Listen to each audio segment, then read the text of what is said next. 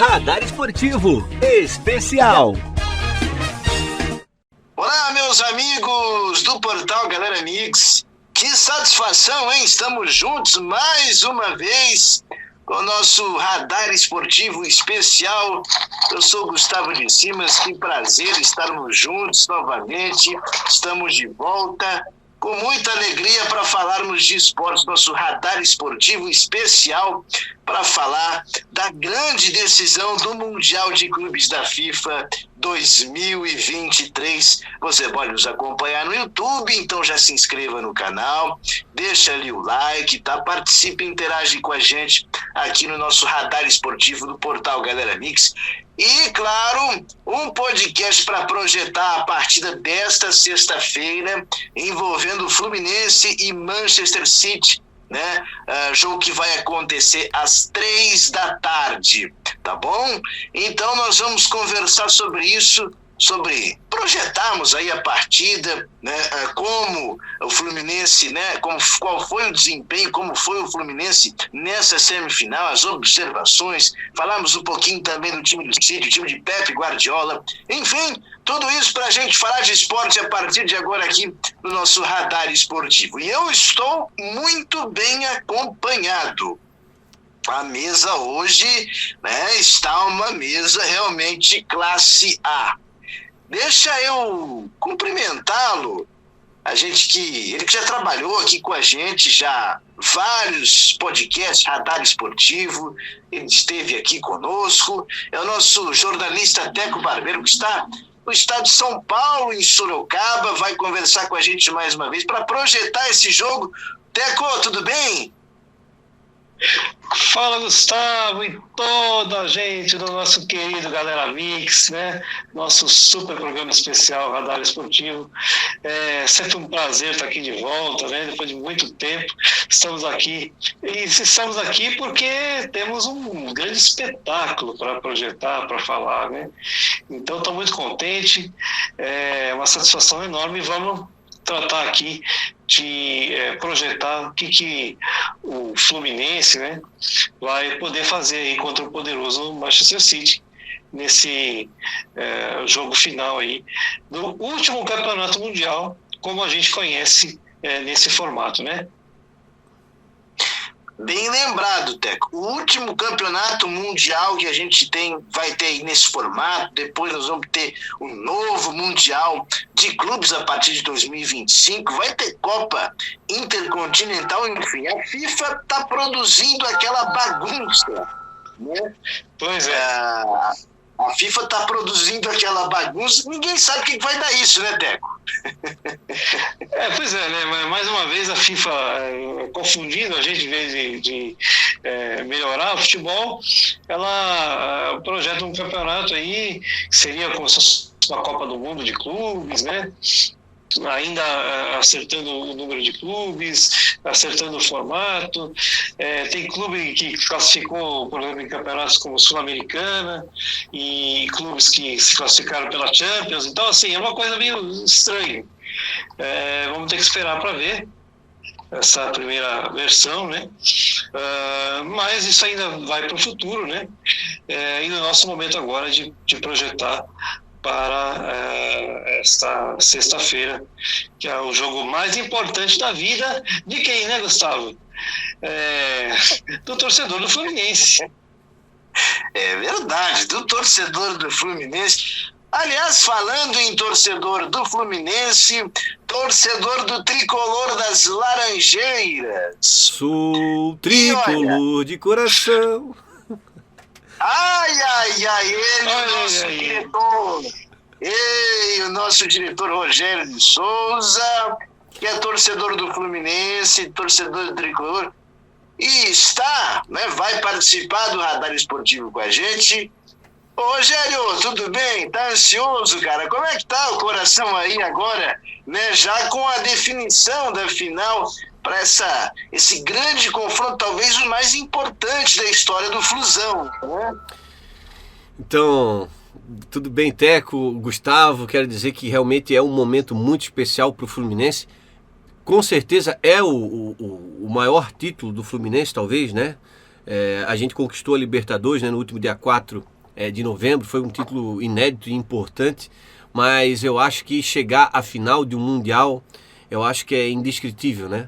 Eu acho que é um sonho e como vocês comentaram, né, aí, né, por ser a última vez que nesse formato, eu acho que é uma forma mais fácil de um time sul-americano chegar aí de uma forma mais competitiva, né, que no outro formato que vem aí, eu acho que é bem mais difícil.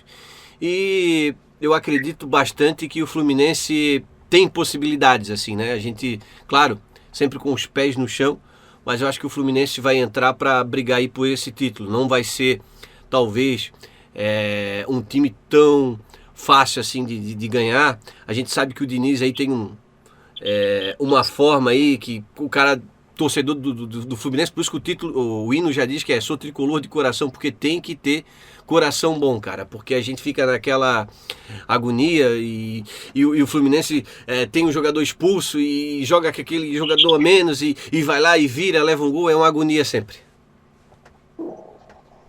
Pois Rogério, você comentou uma coisa importantíssima, né?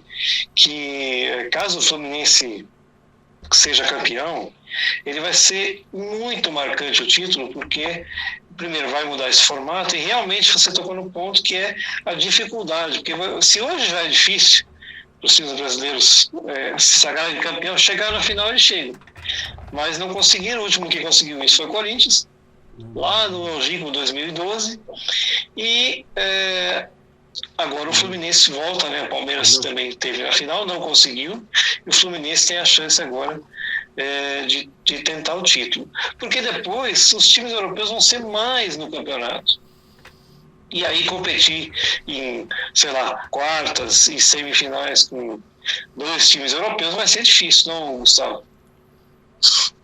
É bem complicado. Bem complicado. Os times brasileiros, a partir de 2025, com essa Copa do Mundo de Clubes, né? Que terá aí aproximadamente um mês de duração, num formato como a Copa do Mundo, segundo o que está dizendo a FIFA. Quer dizer, aí a parada é muito mais complicada para os times brasileiros e sul-americanos para poder competir, né? Então, realmente, é uma situação muito mais complicada, talvez seja, pelo menos por agora, a última, né, grande oportunidade que um brasileiro tem de levantar o título do Mundial de Clubes, o que coroaria um ano mágico do Fluminense. O Fluminense teve um ano, né, mágico no Campeonato Carioca, teve uma campanha na Libertadores impecável, foi um time... E um time que também terminou o Brasileirão, mesmo depois de ter ganho a Libertadores, o Rogério e Teco, assim, de uma forma espetacular, jogando, vencendo e vencendo com autoridade, convencendo, ou fazendo jogos duros, como foi o caso contra o Palmeiras. Quer dizer, o Fluminense vive um momento espetacular, né? Pois é, Gustavo, é interessante assim que a gente percebe é que até o Rogério, como torcedor e que está acompanhando fortemente esse ano, vai concordar que ninguém sabe, né? Quando começa a temporada a gente não sabe como é que os times, se aquela liga, né, de jogadores vai conseguir formar um time bom, médio ou ruim. E o Fluminense conseguiu, com esse grupo de atletas aí, formar uma liga, um time muito acima do esperado, né? Ele trouxe jogadores até de uma idade mais avançada um pouco, misturou com jogadores de meia idade e que vinham de campanhas boas, mas boas só, né? E o Diniz, que foi a minha surpresa, né? A gente já fez aqui, quem acompanhou o Radar Esportivo algumas vezes sabe do nosso maneira de enxergar futebol, que até esse ano o Diniz não conseguiu os resultados que a gente esperava dele, né? Todo mundo gosta do jeito que ele coloca a equipe para jogar, mas ele não é efetivo. E agora não, né? Pelo menos no Fluminense, né? O torcedor que está acompanhando a gente sabe que a gente tem que separar duas coisas, né? o Diniz do Fluminense e o Diniz da Seleção Brasileira, que aí no programa. Diretor, aí a gente pode pensar em futuros programas aí, se for o caso, mas são duas formas de trabalhar completamente diferentes, apesar de ser o mesmo técnico. E essa equipe, ela deu liga, né? Você tem um Paulo Henrique Ganso que foi recuperado, você tem um Keno que conseguiu manter um ritmo que vinha do Atlético Atlético Mineiro, com um ritmo muito bom. Você tem o André, que depois saiu, né, que formava um meio-campo muito interessante, né? E aí você tem um cara lá na frente que eu, particularmente, todo mundo sabe, eu já falei algumas vezes, eu sou corintiano, né? E quando o Cano saiu do Vasco, foi o primeiro a pensar que eu queria o Cano no Corinthians. E ele foi oferecido e não quiseram. E o Fluminense aceitou e fez um grande negócio, né, Rogério? Com certeza o Germancano tem se destacado bastante, né? Conseguiu realmente ser aí foi o artilheiro da Libertadores, tem feito bastante gols importantes. Assim como também o próprio Fábio, né, jogando muito ainda, 43 anos de idade, foi muito decisivo nesse jogo de segunda-feira do Fluminense aí, com o Al Hilal, né? E, enfim. Pois é, o Al Ahly, desculpa. O Al Ahly. É o Al Arhed, é o Al Ahly. Aqui tudo é Al lá, para eles lá, tudo, na Arábia tudo é Al. O Martinelli também, o Nino, então o próprio o Felipe Melo, cara, são essa galera aí das antigas, o Marcelo também fazendo um futebol espetacular, um futebol bonito. Então é um time que foi se construindo e, sabe, são peças que conseguiram se encaixar aí e realmente apresentar um bom futebol durante o ano. Só que o nosso problema hoje do futebol brasileiro é isso. Não é que tá errado, o cara tem que crescer, né? Nino e André provavelmente já estão sendo negociados aí, né? Já vão para a Europa, é o sonho deles. O John Arias também é um cara que surgiu também, uma das figuras importantes do Fluminense aí. Então, e claro, o Germancano foi esse cara que chegou aí também e se destacou no Fluminense aí com grande propriedade. Agora uma outra menção honrosa aqui para o John Kennedy. Então, eu ia chegar no Kennedy, né? Que eu acho que ele vai chegar nisso, né? Ele vai chegar na titularidade. Hoje ele tem entrado e tem decidido, né? Assim que aconteceu o que o Rogério falou, né? Assim que esses jogadores saírem, né? O Fluminense já está montando um time interessante, já trouxe ele não está aqui para esse jogo, né? Claro, mas já trouxe o Renato Augusto para a próxima temporada, né? Que vai contribuir muito ali para o meio campo. Então não vejo, apesar de a gente se incomodar que esses caras saem para a Europa, né? O Fluminense está fazendo um movimento de reposição interessante de peças, né? E o Kennedy, ele tem realmente surpreendido. Toda vez que ele entra bem. O Diniz se preocupa em manter a característica dele, né? Sempre que ele vai para cima, né? Ele vai já de uma forma pronto para atacar, né? Verdade.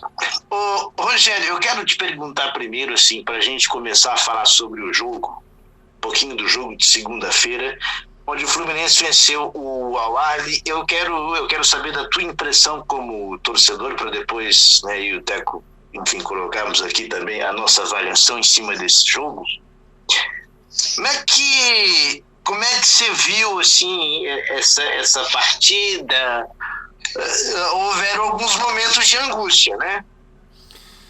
Então, Gustavo e Teco, o Fluminense tem uma característica, e é uma característica aí do Diniz, que é essa exposição que eles vão lá pra frente e fica só o Fábio sozinho lá, e o Fábio foi muito importante nesse jogo, fazendo grandes defesas, e o primeiro tempo foi isso, né?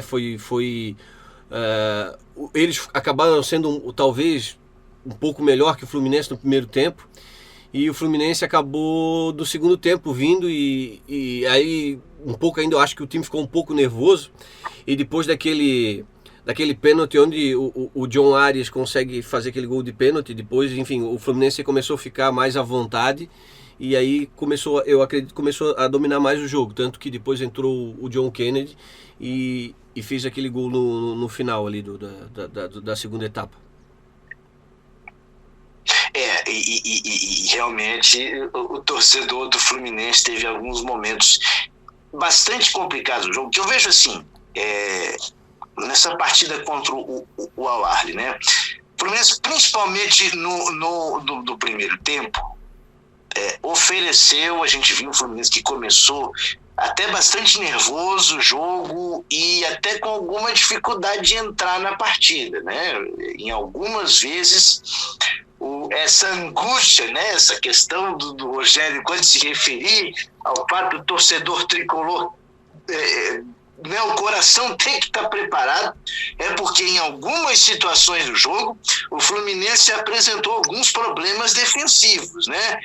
Que, claro, são situações que podem ocorrer, ainda mais na formatação que é essa equipe, no jeito que o Fluminense joga, nas características do técnico Fernando Diniz.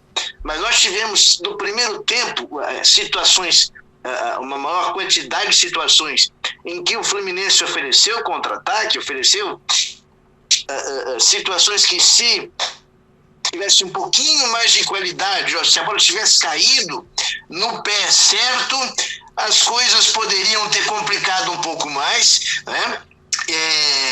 Mas, assim, no segundo tempo também, de alguma maneira, isso também aconteceu, o Fábio foi exigido, né? Então, enfim, Teco, eu gostaria da tua opinião, se também enxergou dessa forma.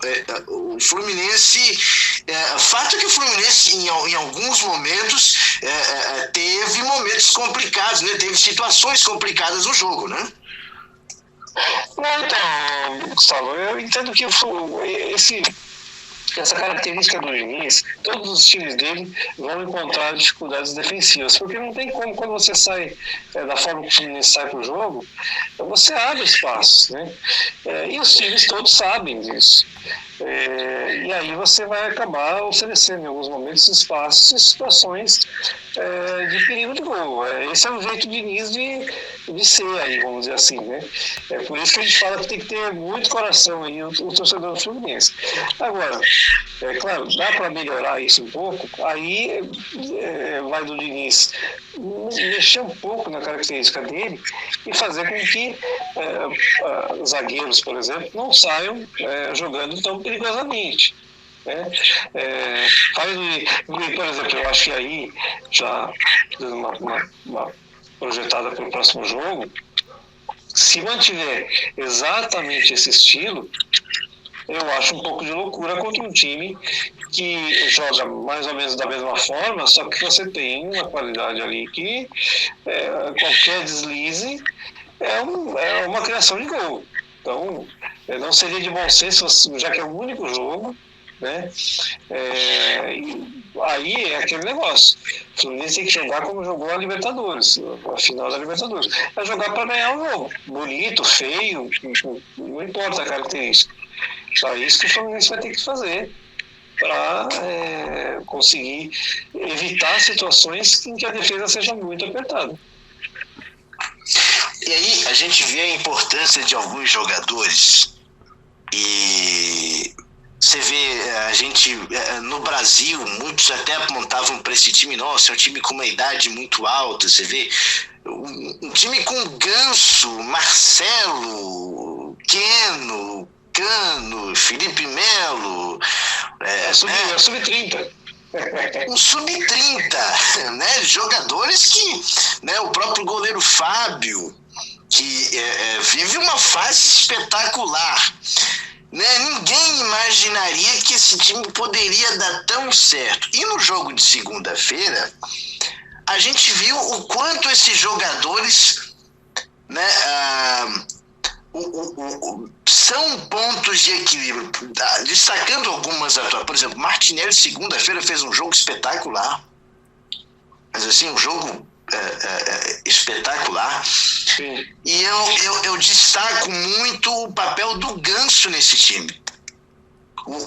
O Ganso, ele tem conseguido fazer o que sempre se esperou dele, mas que algumas vezes ele não conseguiu entregar na carreira, né? Enfim, lembrando aquele Paulo Henrique Ganso que começou de forma espetacular no Santos.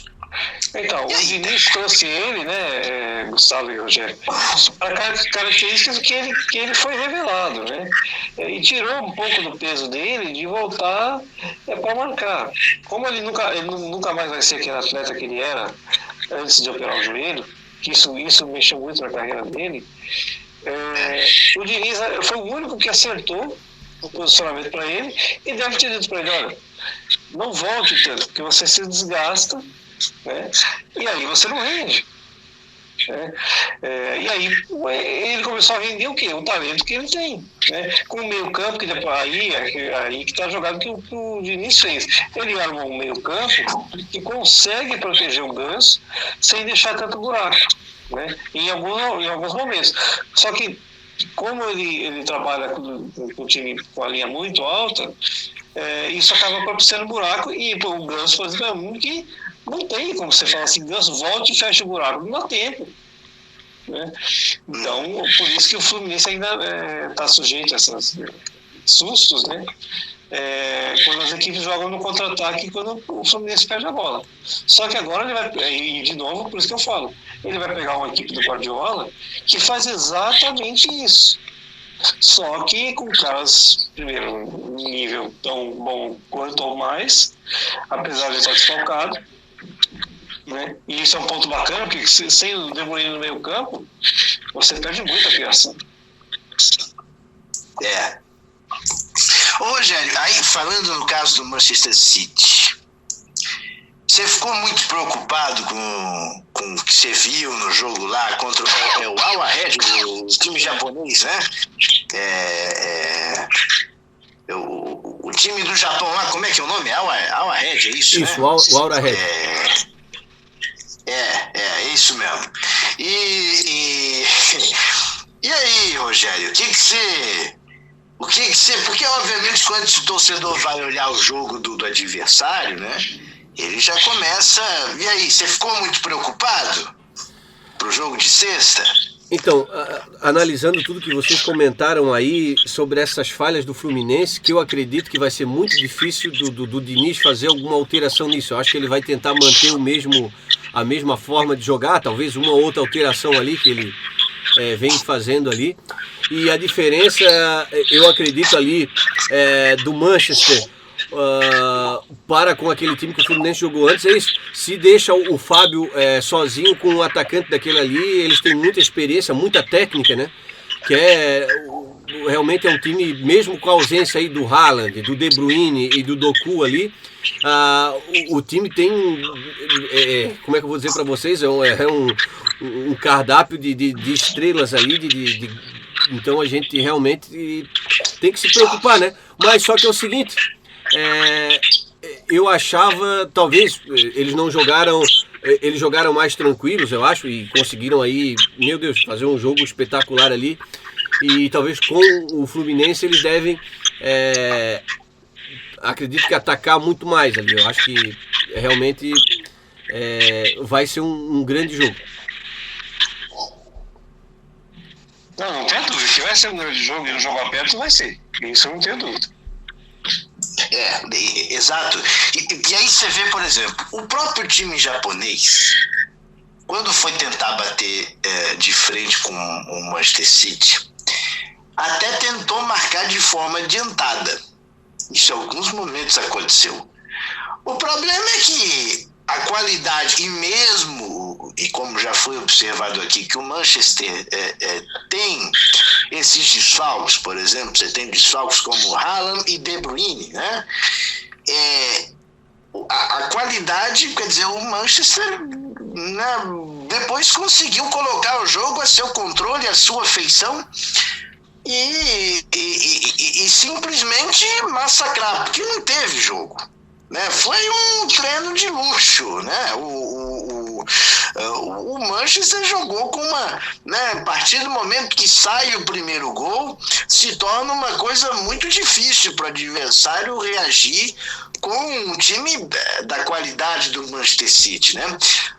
Então, assim, e aí já projetando, a gente já vai começar a projetar aqui o jogo, porque será que o Fluminense, essa marcação, o Fluminense vai manter essa marcação mais adiantada, de tentar apertar mais a defesa do City? Me parece que o Diniz ele não vai mudar essa característica no time. Ele não vai mexer. Pode ser que faça algum ajuste ou outro, mas ele vai tentar pressionar o City, né? Então, eu até acho que ele vai, assim como o Rogério já comentou aí, por característica, né? Só que assim, ele deve ter visto o jogo, né, obviamente, do City com o Reds. Se ele tentar fazer o que o Reds fez, ele tem muita chance de tomar o mesmo placar, ou talvez menos um pouco, mas de novo é um jogo.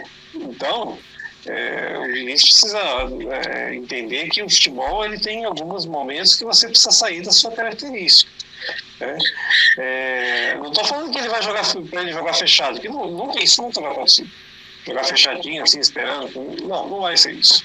Agora, ele precisa encontrar uma forma de diminuir um pouco a exposição, né? Porque, como a gente acabou de falar, a qualidade ali, mesmo não tendo esses atletas, tem outros ali que suprem isso e vão fazer o quê? Vão aproveitar os espaços que o Fluminense costuma deixar para criar situações de perigo de gol. E aí, uma hora, se você criar 1, 2, 10, chega uma hora que não dá para segurar mais, né? O Fluminense tem capacidade de subir e criar também situações de gol? Tem, claro que tem, né? Eu acho que ele vai criar o meio campo ali para o Ganso fazer a criação, mas ele também vai ser marcado. Não sei quem vai ser o cara, mas eu, se fosse o Guardiola, marcaria por zona ali, onde o Ganso pisa alguém, né? E aí você já dificulta muito, né? E todo mundo sabe que ele vai centralizar essas jogadas no Cano e vai tentar fazer com que o Keno, né? Você acha que o Keno joga, o Rogério? Eu acredito que sim. Eu acredito que o Cano deve... ele o grande destaque do Fluminense ali, né? Infelizmente, nesse jogo da segunda-feira não fez nenhum gol. Mas ele também tem... o Fluminense trabalhou bastante com o John Arias ali, né? Tanto que ele deu 2 bolas na trave no primeiro tempo e ele é um cara que corre muito, né? Talvez ele seja uma dessas peças da estratégia do Diniz. De escape, Hoje o Fluminense está jogando com um trio de ataque: John Arias, Keno e Germancano. Será que o Fernando Diniz ele vai manter exatamente essa configuração com 3 homens na frente, com caras como Paulo Henrique Ganso e Marcelo começando o jogo? Na final da Libertadores, houve essa discussão no jogo contra o Boca e o Diniz manteve essa formatação. Agora, aqui a discussão ela é um pouco mais problemática, porque você tem um time que, por do outro lado, você vai ter Phil Foden, você vai ter Bernardo Silva, né? Você vai ter... Por isso que eu falo que o Diniz, eu prestaria atenção nisso e talvez no primeiro momento não entraria com 3, né? Possivelmente eu sacaria o Keno daí, né? E reforçaria o meio campo para povoar esse Keno, né? Então isso, né? Tiraria o Keno daí fica Arias e Cano, porque o Arias corre muito, então você abre espaço, né? E talvez colocar alguém para reforçar esse meio campo, para conseguir fazer o quê? Congestionar e evitar que os jogadores do City consigam fazer o trabalho deles, que é a criação, né? Porque se você igualar isso, o Fluminense sai perdendo. As peças são níveis diferentes, não tem o que dizer, né? Então, você precisa equilibrar o jogo de uma outra forma. Aí, no decorrer do jogo, você analisa, né? E vê se tem uma outra característica, sei lá, de repente tá perdendo o jogo, aí 5 ou 3 atacantes, ou tá ganhando o jogo, faz um, de repente faz 2 ali, fecha um pouco, né? Porque é o último jogo, não tem, sabe? Você não pode entrar com toda a arma que tem e depois os caras cansam e tomam 1, 2 gols, aí acabou. E aí tem uma questão importante, porque, por exemplo, vamos pegar aqui o lado esquerdo. Marcelo não marca. Pois é. Ganso, menos ainda. Ganso nunca marcou, né? Nunca foi uma característica do Paulo Henrique Ganso. Um momento esporádico até pode fazer, mas não é característica do Ganso. E aí, por exemplo, você povoar o meio-campo, não sei se talvez ele poderia entrar com o Alexandro, de repente, né, para alguém poder fazer pelo menos uma cobertura, porque se você joga com o Ganso, com o Marcelo, né, você tem ali, na direita você vai ter o Samuel Xavier, que é um jogador experiente, mas olha quem que vai pro confronto, né, ali com o Samuel Xavier. Quer dizer, aí você vai deixar uma zaga exposta, vai deixar Nino e Felipe Melo sempre no mano a mano, ou sobrecarregar, por exemplo, o André para fazer uma cobertura nesse meio campo. Porque a primeira coisa que eu acho que o Fluminense precisa fazer, não sei se o Rogério, né, também concorda com as nossas observações, é um jogo competitivo com o City. Porque quem entra com a obrigação de ganhar o jogo é o City. O City é o favorito. O Fluminense vai tentar fazer... Gente, assim, o Fluminense vai tentar fazer jogo. Vai tentar fazer jogo, ou vai precisar tentar fazer jogo contra o City, que mesmo desfalcado, ele ainda é superior. Rogério, pois não, pode concluir. Não, nesse ponto é muito nítido isso, né? Qualquer jogo que o Fluminense faça de equilíbrio de jogo, e mesmo que perca por 1-0 que seja, ainda é lucro. Né? Claro. E o City, ele precisa pelo menos defender o que toda a equipe europeia fez nos últimos 13 anos, né? Que é ganhar do Mundial. Tá, a pressão está toda lá. Exato.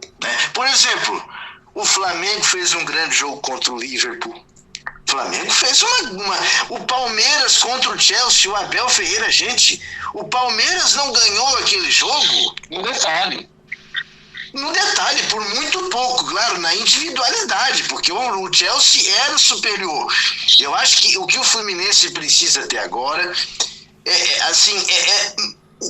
para coroar tudo que está sendo feito nessa temporada, gente, é fazer um jogo competitivo. Eu sei que é uma característica, é legal isso, o futebol brasileiro tem, o Fluminense não deve perder, mas talvez são alguns ajustes, porque na hora, nos 90 minutos, meus amigos, vai ter o nervosismo, o City vai marcar, vai tentar apertar o Fluminense,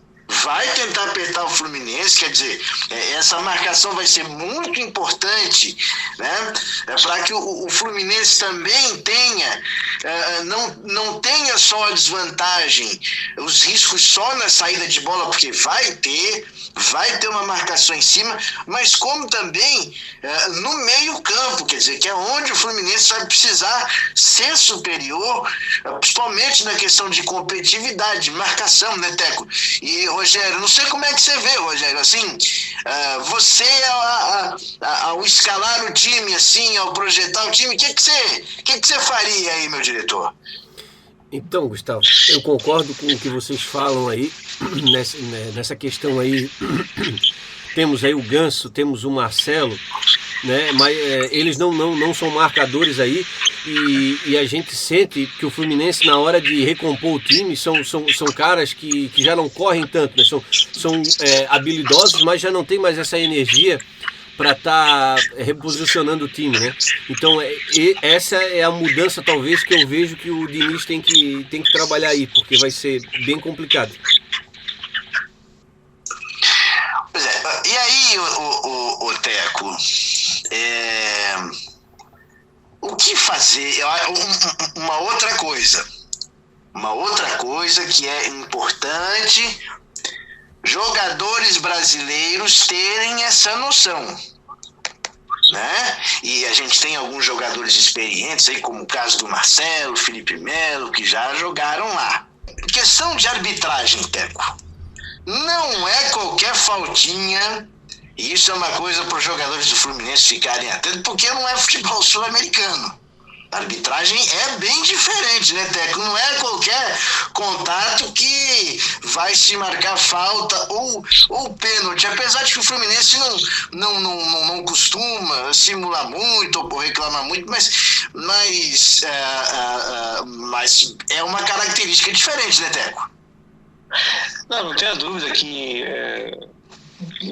os jogadores do Fluminense já devem ter sido orientados aí, né? Principalmente pelo componente do grupo ali. Você tem o Felipe Melo, tem o próprio Marcelo, né?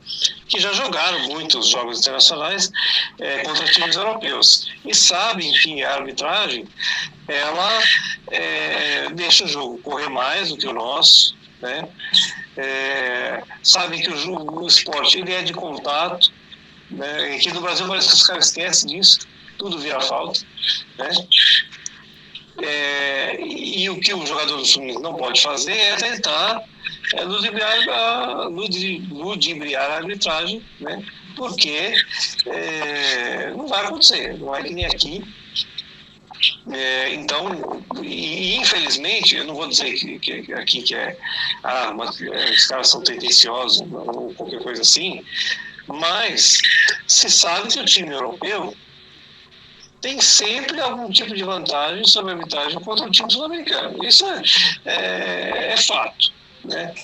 Então, o que o jogador sul-americano tem que fazer? Tem que jogar o jogo, né? Cumprir a regra certinha do jogo e entender que futebol é um esporte de contato, sim. Então, faltinhas de meio campo não serão marcadas e encontros na área, coisas do tipo, o zagueirada precisa estar muito atento, porque os movimentos hoje estão sendo vistos, né? Tem VAR e tal. Então, qualquer falha nesse sentido pode ocasionar uma situação de pedido de gol, de pênalti, de coisa do tipo. Por isso, e aí a gente volta naquele assunto, por isso que é importante que o Fluminense tenha um meio ajustado. Para que, por exemplo, Felipe Melo e Nino, que devem ser ali os zagueiros, né, titulares do Fluminense, e o próprio goleiro Fábio, né, não fiquem expostos a toda hora. É sabido que isso pode acontecer, né? Isso pode e vai acontecer em alguns momentos, pela qualidade que o City tem, vai chegar, mas diminuir essas possibilidades. E assim, eu acho que muita atenção nos primeiros minutos de partida.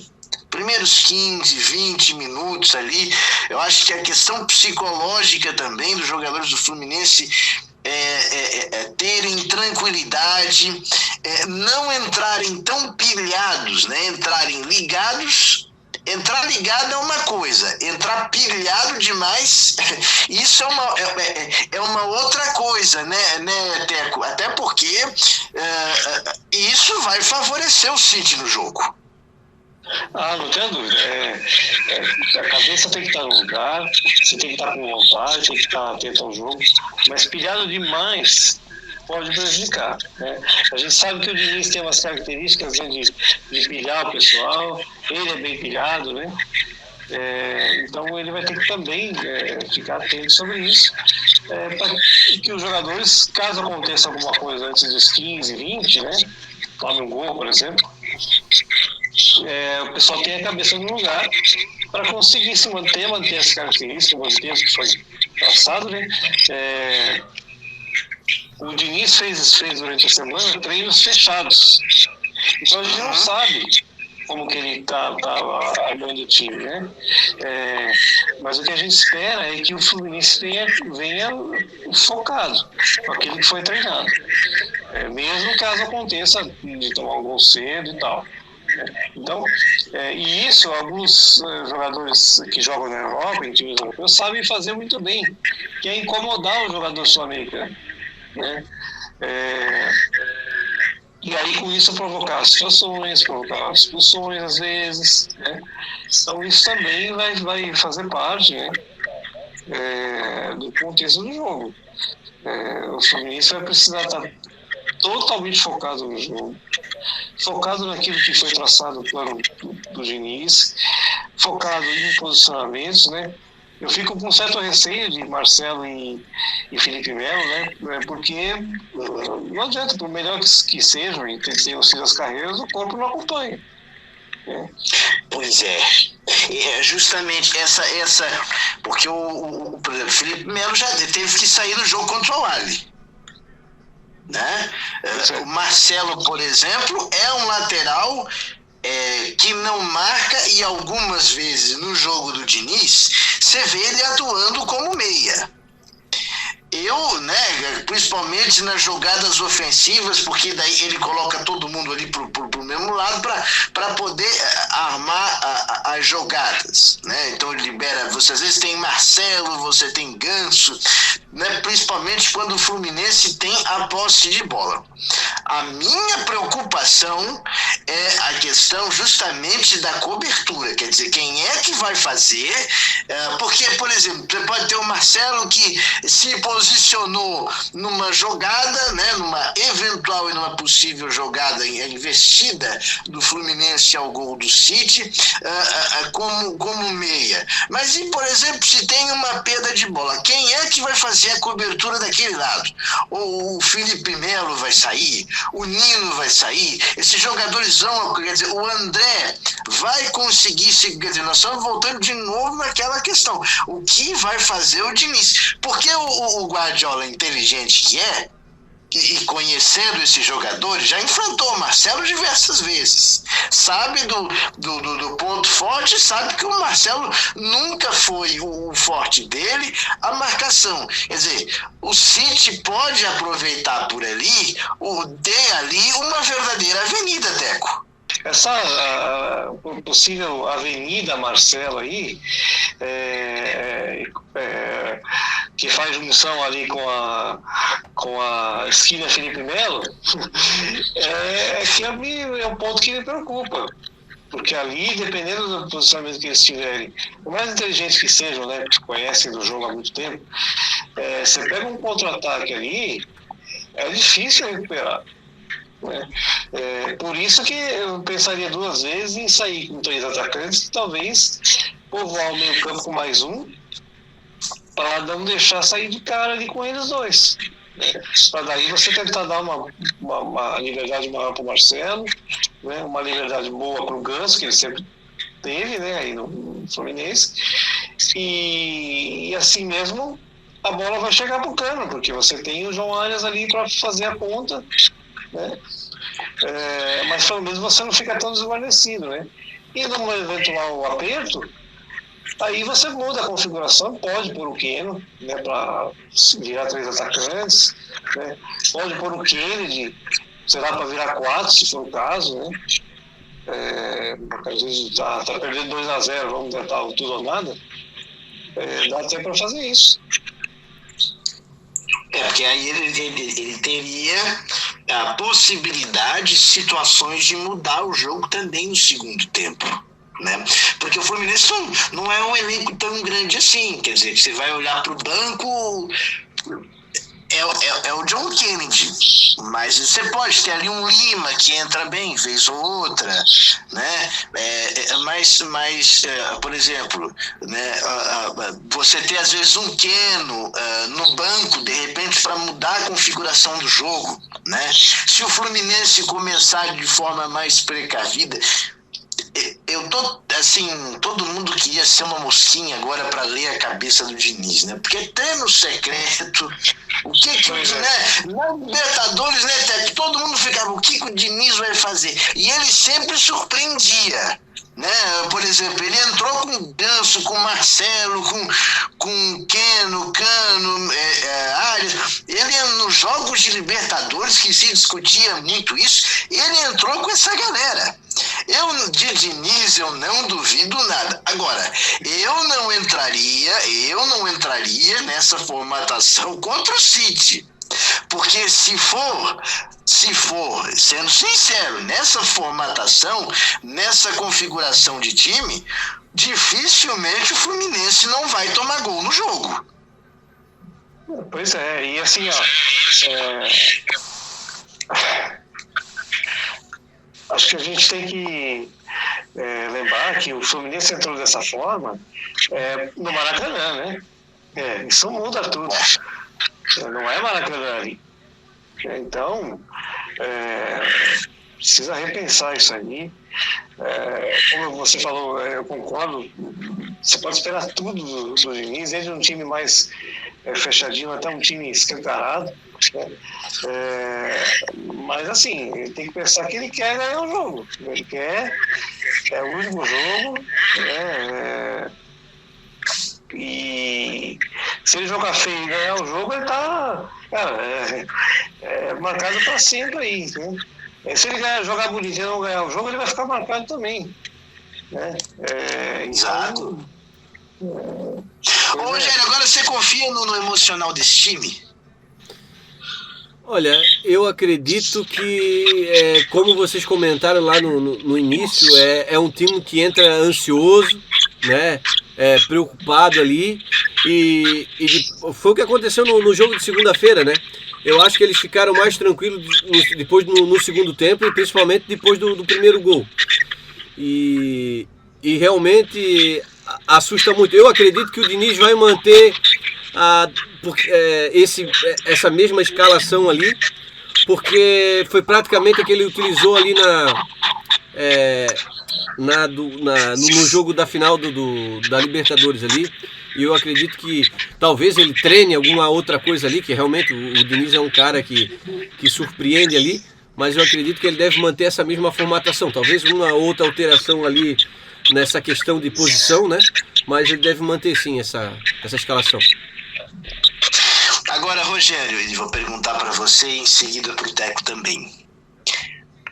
Prorrogação e pênaltis. Porque a gente sabe que se o jogo não se resolver no tempo normal, e aí? Faz o quê? Você já entraria com o que tem de melhor? Ou também pensaria nessa questão de prorrogação e eventualmente pênaltis? Cara, eu acho que pênalti pro Fluminense não seria interessante ali, porque o único batedor que eu acho que é muito efetivo ali é o John Arias, né? O Cano já bateu pênalti, já perdeu. Eu não sei como seria o Fábio nessa questão aí de pênalti também, né? Me assusta muito. Eu acho que a gente tem que lutar e usar toda a força, toda a energia para tentar ganhar no tempo normal. Olha aí, Essa é a opinião do Rogério. Agora, Oteco, e até diante do que nós estávamos comentando, porque um outro argumento é a questão de prorrogação e decisão dos pênaltis, de pênaltis. Lembrando que prorrogação são mais 30 minutos, 15 cada tempo, ou seja, o jogo teria 120 minutos, e até com jogadores do Fluminense, né, que a gente já comentou aqui, com uma certa idade. Quer dizer, e aí? Faz o quê? Porque prorrogação, né, e penalidades também é uma possibilidade que se desenha aí no horizonte dessa partida, Teco. Pois é, eu acho que tem que pensar sim, né, que isso pode acontecer, e é justamente por isso que eu sairia com meio campo assim, em 4, justamente, por exemplo, você poder preservar um pequeno por meio do segundo tempo, em prorrogação, se tiver 0-0, né, para mudar a característica. Né. Se você tem o Lima também que pode ajudar, pode entrar eventualmente ali no lugar, né, de ganso, porque às vezes se desgastou o jogo inteiro. Né. Eu não gastaria toda a minha ficha achando que eu vou resolver o jogo no primeiro tempo. Né. A gente tem visto aí jogos de final que dificilmente eles têm se resolvido no primeiro tempo, quanto muito no segundo tem ido para a prorrogação. Né. Então, isso é uma realidade. Concordo com o Rogério quando ele fala dos pênaltis. O Fluminense não tem um Cássio, não é nada contra aí, né? Não é que o Fábio é um pouco pegador de pênalti, mas não é a super característica dele. Verdade. É muito bom debaixo do gol, né? E o Fluminense também não tem grandes cobradores, né? O que talvez isso faça a diferença. Então, eu entendo que o Fluminense realmente precisa se preocupar com isso. Meus amigos, são as possibilidades que nós temos.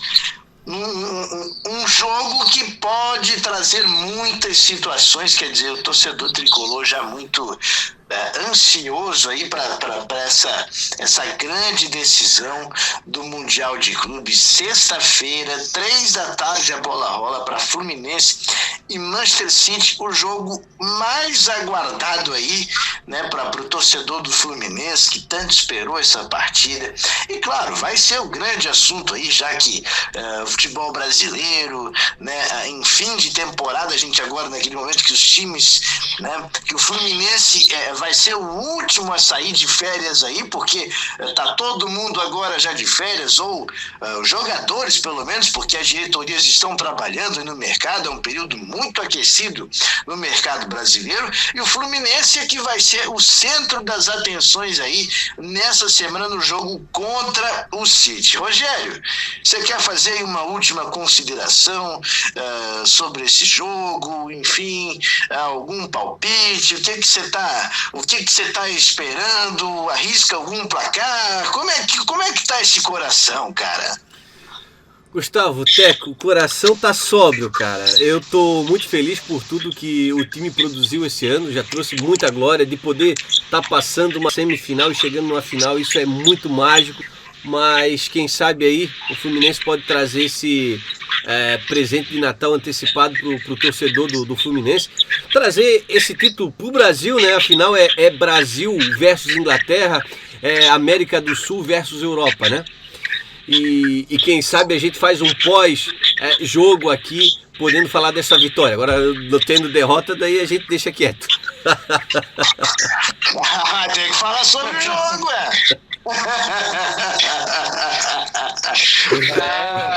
O esporte é assim, né, Rogério? A gente que trabalha com isso tem que fazer do bom e do ruim, né? Mas queremos falar, queremos fazer. Pois é. O que eu ia falar pro Rogério como torcedor, claro que não dá. Cara, eu vou dizer, o teu coração tá sóbrio, vai ficar sóbrio até o dia do jogo, cara. Ele não vai ficar sóbrio. Depois não dá, cara. Você tá falando a partir de daqui a pouco, assim, mais próximo do jogo, cara, vou te falar, teu coração não vai. Pode se. Né, Teco? É assim, né? É assim mesmo. Mas, assim, uma maneira de tentar amenizar isso. Eu acho que infelizmente a gente vai ter que ter esse sentimento de que o Fluminense, qualquer equipe sul-americana, chegou numa disputa com essas equipes, se não vencer, já são vencedores, porque é muito difícil, a diferença técnica é muito grande, né? De organização, enfim. Então, o Fluminense sim vai encarar de frente, sim, vai engrossar o jogo, sim, porque mostrou qualidade para isso. Agora, muitas vezes ganhar ou perder pode ser decidido num detalhe, como foi no jogo do Palmeiras, que jogou de igual para igual, né? O Corinthians fez um jogo assim e ganhou num detalhe também, né? E aí a gente vai seguramente ver um grande jogo, né? Claro que para nós que não torcemos para o Fluminense é mais fácil falar. O Rogério vai sofrer muito, né? Que é normal. Mas, assim, independentemente disso, né, Rogério, acho que o torcedor do Fluminense tem que aplaudir de pé essa equipe que foi tão brilhante ao longo da momento, temporada. Né, Teco? Eu acho que o torcedor do Fluminense tem que curtir, aproveitar o momento, porque o futebol é muito cíclico, cara. É um ciclo especial. E o jogo, eu acho que esse jogo é uma coroação de tudo que o Fluminense fez nessa temporada. A responsabilidade de vencer é do Manchester, é do City, né? Então, o torcedor do Fluminense, assim, acho que independente do que aconteça, eu acho que o torcedor tricolor tem essa maturidade, né? E essa compreensão também de que o que o Fluminense, né, a partir de agora é lucro. Se vencer, ótimo, é um momento que o torcedor do Fluminense não vai esquecer. E se um resultado adverso acontecer, mas o Fluminense, eu acho que esse jogo ele é muito mais um prêmio, sabe? Pois é. Ele é muito mais um prêmio. Então, por isso que eu coloquei dessa forma, né? Infelizmente, eu coloquei dessa forma porque a gente não consegue se equiparar, né? Enquanto o futebol sul-americano não conseguir ter o mesmo nível de organização, isso passa pelo setor econômico, né? Nós não temos uma moeda forte, então o pessoal vai embora, né? Nós aqui no Brasil sofremos com um calendário diferenciado. Muitas competições, né? Muitas competições ao mesmo tempo, isso é muito cansativo para o jogador. Isso. Então, isso aí daria um outro programa, porque gente, olha aqui, ó, só um parênteses. Ano que vem o Brasileirão não vai parar para data FIFA. Pois é. Nós vamos ter Copa América e Brasil. Gente, é um escárnio. Olha o que acontece aqui, gente. Então, depois querem valorizar o espetáculo, tá aí. Então, e assim, pra gente não emendar, porque isso aí seria um outro programa. Agora, senhores clubes, isso é, senhores clubes, a responsabilidade também é de vocês, não é só da CBF não, é dos senhores também, principalmente dos senhores, porque os senhores aceitam. Entendeu? Aceita porque tem lucro, né? Mas o futebol ainda é feito de seres humanos. E com muita competição fica difícil de você manter o mesmo nível. E aí você tem uma série de coisas. Aí, o estado a gente está falando aqui, mas olha o estado do Neymar aí.